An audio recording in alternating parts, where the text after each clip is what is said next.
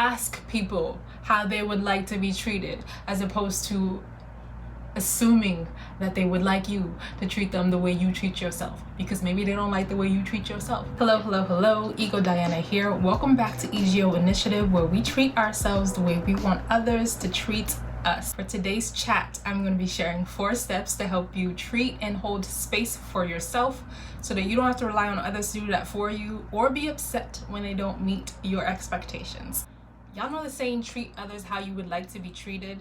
That comes with the assumption that you are treating yourself well. You may not have self-reflected on how you'd actually like to be treated. What resonates with me is that I treat myself the way I want others to treat me. That is an example for other people to understand how I would like to be treated and how to treat me. It also sets a type of boundary around you as well. Example, when I was younger and I used to date, I don't date anymore. I used to be upset with folks who guys didn't buy me flowers, and I got to the point where I decided that I hated flowers. I was just like, flowers die anyways, who wants flowers? That's just a waste of money, da da da da da da.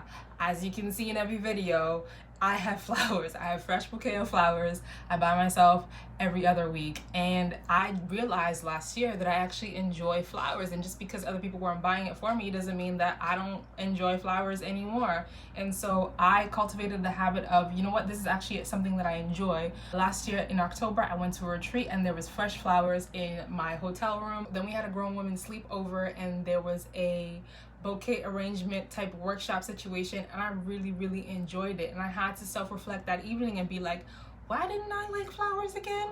When I do meet someone and they notice that this is something that I do for myself, it gives them a hint that that's something that I enjoy. That sets the tone and the foundation for them to say, hey, maybe I'd get her some flowers because that seems like something that she likes. So now let's get into these 4 steps to help you start practicing treating yourself in a particular way so that others learn how you would like to be treated. First things first is to pay attention to the things that you like. Do they align with who you say you are? As I grow into myself and the woman that I'm becoming, I notice that I like beautiful things. I like very visual and sensory things around me. So I always have my diffuser going in the morning, or I burn incense. I make my own essential oil perfumes. I like flowers. I buy them every 2 weeks. Things that I actually enjoyed when back in the day I would say I was a tomboy and I didn't like all these things, but that didn't align with who I was actually wanting to be deep down inside. So pay attention to the things that you say you enjoy and then think about, do they actually align with who I am? Or the things that you say you don't like, does that align with who I say I am? Step 2 is, so those things that you realize that you like, start doing them for yourself. Again, back to the flower example, I realized I liked flowers, so I started buying them for myself. If you realize that you actually like going for walks, or you like dancing, start dancing. That's like, it's really that simple. Start going for walks, start dancing, and then soon enough you'll meet someone on your walks, and then you'll connect with a new friend that way. Or maybe you dance and you get really good, you start posting some of your solo dance videos, and then someone reaches out and says, hey, you want to host a dance class, things like that. So start doing those things for yourself. The 3rd step is to build self-trust by being consistent. Consistency is a big thing for people. People are good with the first week of doing certain things and then they fall off. And that goes back to my previous video when I said it's really important that you set yourself reminders of who you say you are and who you are becoming. So if you find yourself not being consistent with that thing that you say that you like, then set yourself some reminders. And being consistent help you build some self-trust, so you know that this is something that you actually care about, and you know that when you say you're going to do something, you will do it. And so that also shows other people that you are serious about the things that you say you like, and you're serious about the person that you're becoming if you are being consistent.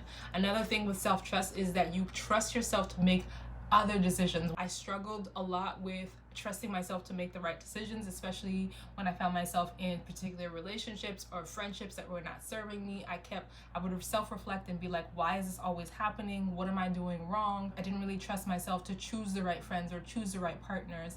But now I'm in a space where When I say I'm going to do something, I actually do it. Even when I fall off, I get back right back into it, and that helps me stay consistent and builds self-trust in me. So now I know that I can make certain decisions. I'm aware of the decisions that I make, but I also have a council of people around me that can guide me or remind me, this is who you say you are acting according to that, or you're not acting according to who you say you are. So being consistent really helps you build that self-trust. The fourth step is to communicate and honor your boundaries when being in community. It's one thing to say you like something and you enjoy doing certain things when you're by yourself, but when you're in community, is that actually showing through? Are you actually able to communicate that? As a facilitator, I am always holding space for people. I am always facilitating conversation, but I have to be aware of how I'm showing up and how I'm presenting myself, because that allows for my participants or whoever I'm in community with or creating space for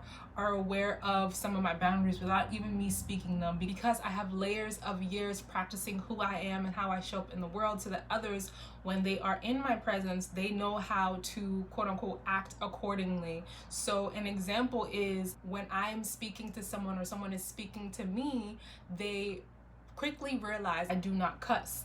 And so people in that space that I was facilitating out of, people started to realize that is something that I do not do. So now every time someone is around me in that space and they happen to cuss, they look for me, or they just apologize to whoever is around, because they know that I do not accept when people are using foul language around me. It's not something that I entertain. So now when people are around, if they're having conversations with me and they happen to slip up, they apologize. And so they're watching their language around me. I'm sure they're cussing all the time, but when they're around me, because I've treated and carried myself in a particular type of way, they know that that is not a language that I entertain. I don't even remember how I had come across,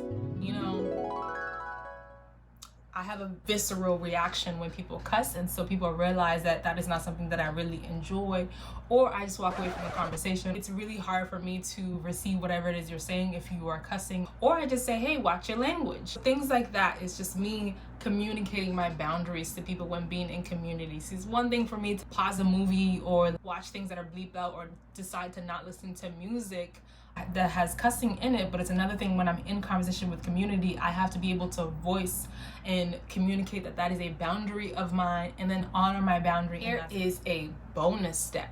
Now that you are doing the work and paying attention to the things that you like and figuring things out and communicating your boundaries, pay attention to other people. As you would allow yourself some grace, allow them some grace as well, because maybe they're not aware that this is something that is beneficial to them. Either they don't know how to treat themselves to begin with, or they're in the process as well. So you don't have to go out and teaching them like, hey, you should be treating yourself this way. But as always, you got to be the example and the proof. And it is important to understand our love languages. If you don't know what love languages are, do a quick Google search. You can do the quiz and figure out what your love language is. And that is really, really important, because when we say treat others how you would like to be treated, that doesn't necessarily mean that they would want to be treated the way you do. They don't really receive love or understand care and affection in the ways that you do. So it is kind of faulty to try to treat others the way you'd want to be treated, because if you're not, first of all, if you're not doing it for yourself, then you get into a space of feeling jaded because they're not treating you the way you are treating them, so to speak, but it's really how you want to be treated, and you're not communicating that with them, but you're thinking, oh, I'm doing this for them, so they should know that's how I want to be treated. That's not how that works, because people interpret love and care in different ways. And so it's really crucial to understand what your love language is. And when you're in community with other people, even in friendships, you should understand what your friends' love languages are, so that you can communicate to them in that way. Otherwise, whatever you're trying to do for them to show them that you care, they're not receiving it. Just because that's what you like doesn't mean that that's what they like. Ask people how they would like to be treated, as opposed to assuming that they would like you to treat them the way you treat yourself, because maybe they don't like the way you treat yourself. You will naturally attract the people who wants to treat you the way you want to be treated, because they see you treating yourself that way, and you set a tone for them to understand, hey, this is what she likes, this is how she shows up in the world, this is who she is, and who you are matches what you do. So it's very clear messaging all around, and that invites the people that you actually want. And when the people you don't want around you, or the people that are not treating you the way you want to be treated, it's very easy to say, well, goodbye. You don't need to be in my life then. Everybody just needs to make sure that we're communicating what we want and what we need to feel cared for and loved. And if you're not receiving that, gracefully bow out, find your tribe, find your people, and they will show up for you the way that you would like to be shown up for. But you cannot expect people to do something for you if you are not doing it for yourself. That is the moral of the story.